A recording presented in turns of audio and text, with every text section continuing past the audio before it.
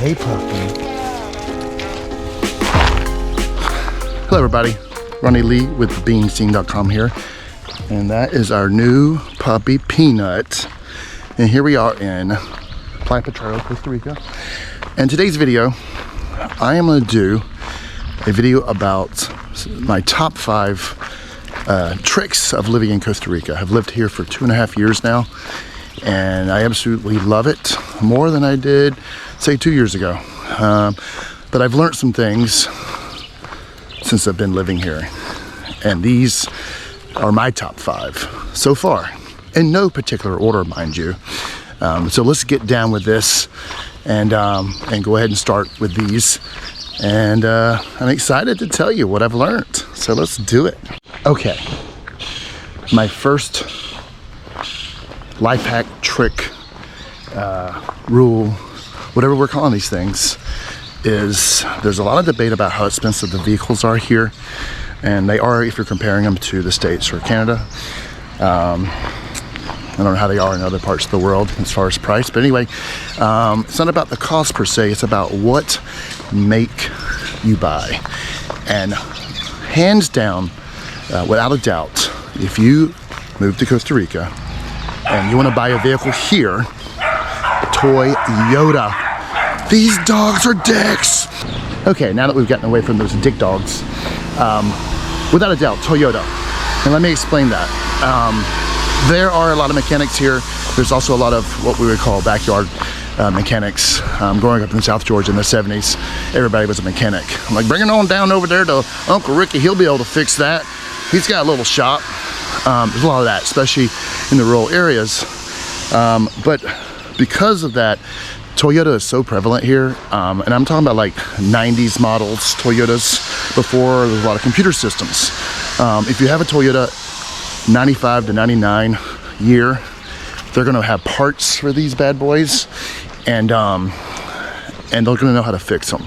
So a Toyota is the way to go for your vehicles. What was that question you just asked? What about a ATV or a UTV? That would be Honda. Honda has dealerships all across the country for your four-wheelers and your side-by-sides, as they call them. So you're going to be able to get those serviced. You can get those fixed. I think there's like 25 Honda shops around the area. So you're going to want to get that for your four-wheelers. You know, people buy like the Can-Am or the Kawasaki. You can get those fixed, but it's not as prevalent. So that's my life hack number 1, is buy Toyota and buy Honda.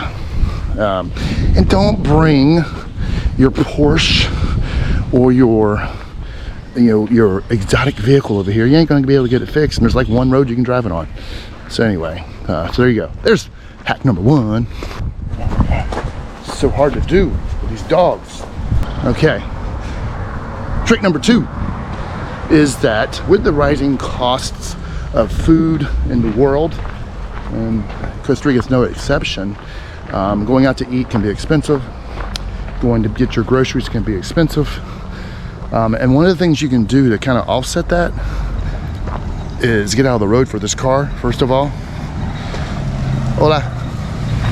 Come on. Is go eat at the local places. Costa Rica has these amazingly tasty and good cafes, if you will, called sodas. And it's a great place to get some Costa Rican culture, get some great food. It's half the price of some of the, what I say, gringo places you would go. It is fresh, it's clean, it's tasty, and it's cheaper. So go on it, go there to these sodas, go to your local soda. They're everywhere in this country. Meet some locals, meet the owners, and have an incredible breakfast and lunch. Some of the larger ones will have dinner also. So yes, you could just eat these exclusively, and you'll have your fill of beans and rice. So pinto gallo. So trick number 2 right there, eat at the sodas. Tip numero 3. Ooh, look, that's nice.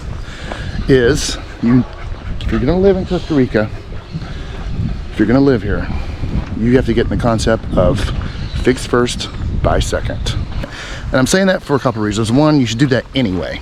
I know in the States, when I lived there, it was go, go, go. Let's go as fast as you can, and you know, take the world by the horns and get it done. You don't have time to be searching around and trying to fix stuff with a soldering iron or whatever. But you should do that to help the environment. Anyway, I know things are built to just break now, but here it's harder to find things, and because of that, people tend to want to fix things, put a band-aid over it, whatever. Oh, look how cute that is. All right, sorry, squirrel. So yeah, you want to do that because you kind of have to. And this one right here, you know, this is something that you're going to learn if you live here, just by default, because you're going to realize real quick that there's going to be a certain thing you're looking for and you just won't be able to find it. And if you do, it's going to be after some looking. So that is it. That's my advice right there. Try to fix it before you buy it. All right, tip number 4. And it's a little bit of a filler tip. It's very funny. So growing up in South Georgia, like I said earlier, in the 70s, our eggs were always, we had our own chickens. We go out there and get them, and most people know this, that when eggs come out of the hen, they're brown. And in the States, we wash them and they become white, and they take off this film. It's almost invisible film that's on the outer layer of the egg. And that's why you have to refrigerate the white eggs, because you'll get salmonella or whatever. But here they're brown, and they're sold that way at the stores, brown. And I don't think they would ever buy white eggs. They would think they're bad. And that's the way it is in a lot of parts of the world, actually.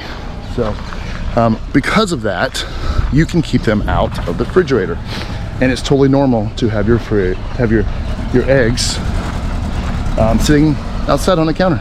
You don't need to put them in the fridge.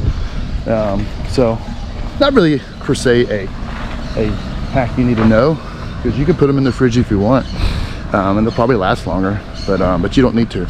So don't worry about the eggs being out. It's totally fine. And you can buy eggs anywhere. You can buy them at the grocery stores, obviously. You can go to your mechanic, get your car fixed. They might have some eggs for sale. Getting some flowers.